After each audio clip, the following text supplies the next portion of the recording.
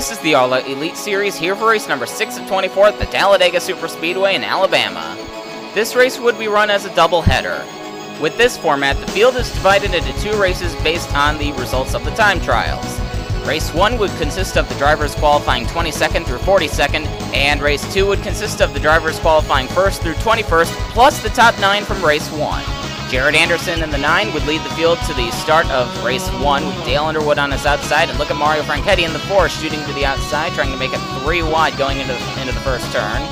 Coming down the back straightaway, Dale Underwood, the 03, would get a run on Jared Anderson and take the lead going into turn 3.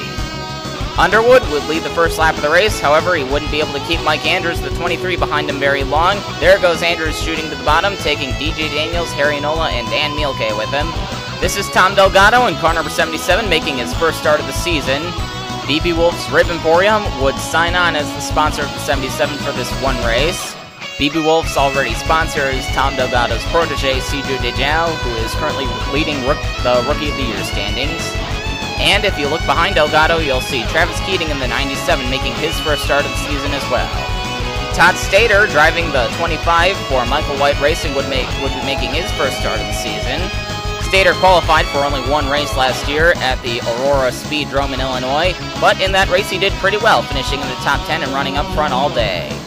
Ricky Navarro was ejected from the CJ Racing number 34 after the race at Green Valley 540 last week. For the rest of the season, that car will be driven by M&J developmental driver Taylor Brillen. The first caution of the day would fly on lap 5.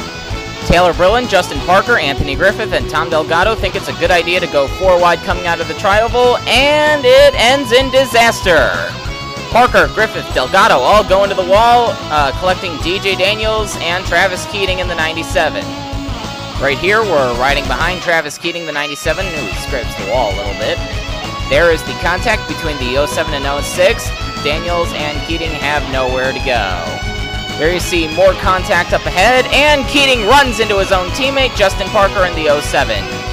Tough break for Travis Keating and Tom Delgado. They tried so hard to make a race this season, and when they finally do, they get caught up in an early wreck. Brenda Riggs in the 67 led on the restart with Kevin Cully right behind her. Taylor Brillen in third shoots to the outside and tries to take second from Collie. However, it doesn't work. Collie goes to the bottom and takes the lead from Riggs.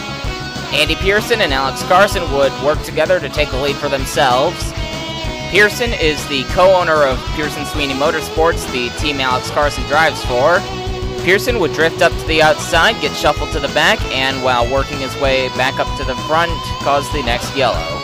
Pearson gets a little loose coming into the tri-oval. He dips below the yellow line, and when he comes back up onto the track, he gets together with Shane Lake in the 12. He carries the 12 hard into the inside wall, and as you're going to see to your left, there is another wreck going into turn 1.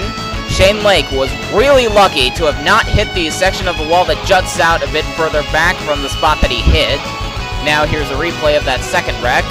Mike Andrews, Kevin Cully, and Alex Carson and Emmanuel Ortiz are all going 4 wide. It doesn't work. Jared Anderson, that white car in the back, you see gets caught up in it. Hinata Hyuga in the 39 would lead on the restart with Taylor Brillen and Mario Franchetti right behind her. Brillen, the 34, once again goes to the outside, but she doesn't seem to have learned that you simply cannot make the outside lane work at this track. Before long, the inside line, consisting of Mario Franchetti, Brenda Riggs, and Kevin Colley, would power by Hyuga. Then Riggs would shoot to the inside, leave Mario Franchetti out to dry, and take the lead for herself. Andy Pearson in the 72 would work his way back up into the lead, and shockingly, he would be untouchable. Neji Hyuga, that blue car, seemed to be the only driver to have anything for Pearson in the closing laps of the race. But Andy Pearson, as a sign of his old dominance, would take the win in the first race of the day here at Talladega. Here are the 9 drivers advancing to the second race. Both J-Motor cars, the 11 and the 39, make it in. Taylor Brillen will make the transfer as well. Remember, she's only making her first career start.